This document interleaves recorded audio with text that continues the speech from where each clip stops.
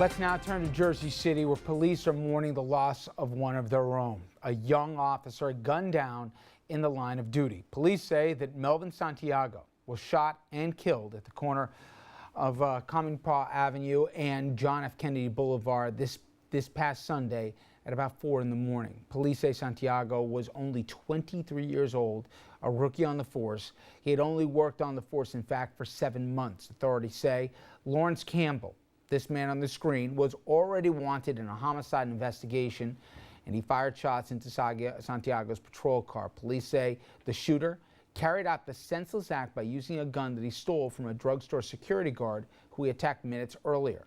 A customer says the gunman told her to watch the news tonight because he was going to be famous.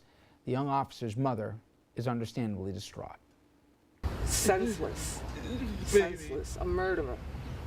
A murderer said, watch, I'm going to be famous, and then shot my son. I can't express how hard it is to see a body of a police officer come in to the Jersey City Medical Center and have his mother identify that body and just keep repeating the badge number and his name, that it's not possible. And it reminds us of the challenges that these people take on every single day. The shooter was killed in a hail of bullets fired by Santiago's fellow police officers. You know, we're going to be talking about guns as a national issue and what's going on around the country here, with some really strange date lines in terms of state by state, some of these things. But I remember when we covered on this program in 2009 another senseless murder of another officer. And a very distraught police chief at the time saying, that's right. And the police chief, Comey, in fact, said, enough. When are we going to stand up and say enough for this? This doesn't fit into a neat box. It's the same thing, except the one commonality is just a bad guy or a lunatic, whatever you want to call it, with a gun. And if anyone needs a reminder about some of the daily challenges that law enforcement, or for that matter, even people, first responders on the job, have to do on a daily basis, this story just shakes it home. But imagine, 23-year-old, these are the age of some of the kids in your class, right? And he's on the job, 7 a.m., and a guy with nothing but malice, intending to just make a personal headline here, goes out with no rhyme or reason, just kills the officer.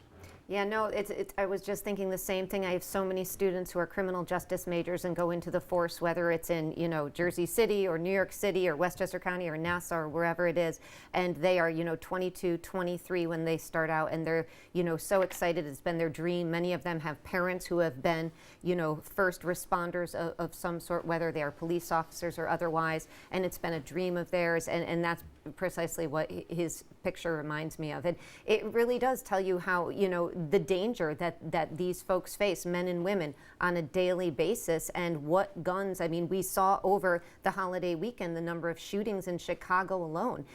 You know, not police officers necessarily, but what guns are doing in this country. We're going to talk about the scene on the ground in Chicago, but it's just, if you ever want to, I mean, they're all senseless, but when you hear the guy, this is my plan, you know, I'm going to be on the news tonight.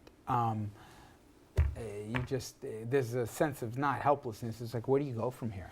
Well, but if you want to take it a step further, what infuriates me even more, the priorities of the community are all wrong. There has been a makeshift memorial made out for this, I can't even say what I want to call him, that shot the officer. This guy's being hailed as someone that the community looks up to. At the scene where this police officer, a 23-year-old, lost his life, you have the nerve to have a makeshift memorial to this man that should have been in prison for the rest of his life. And that officer was executed. I don't know if you've seen the pictures of the vehicle. The bullets are going straight across. He had no chance.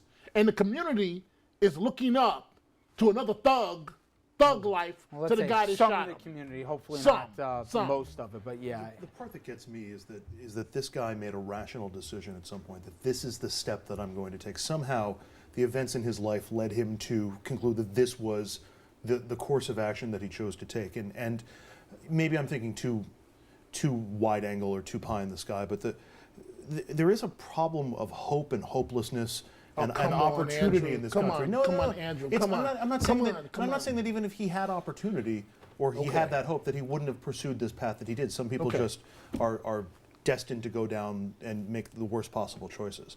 But this is not an isolated incident in terms of people reaching that unbelievably misguided conclusion. And to me, I think that does speak of a certain amount of hopelessness and lack of opportunity in the country. There are a lot of people You know who don't feel like they can go anywhere. Yeah, I take the opposite track of just the idea that there'd be any kind of sympathy for this person.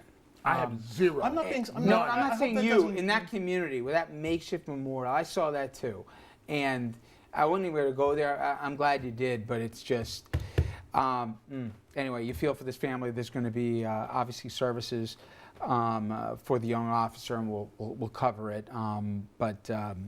Just a tragic story. But on the subject of gun violence, we are going to take you to different spots in this country, and we are going to talk about what is going on legally and what states are fighting in terms of rights to make access even more. We've told you about how you can go to a fast food restaurant and see someone with an M16 on their back, or maybe somebody going to services on Sunday with a gun in their waistband.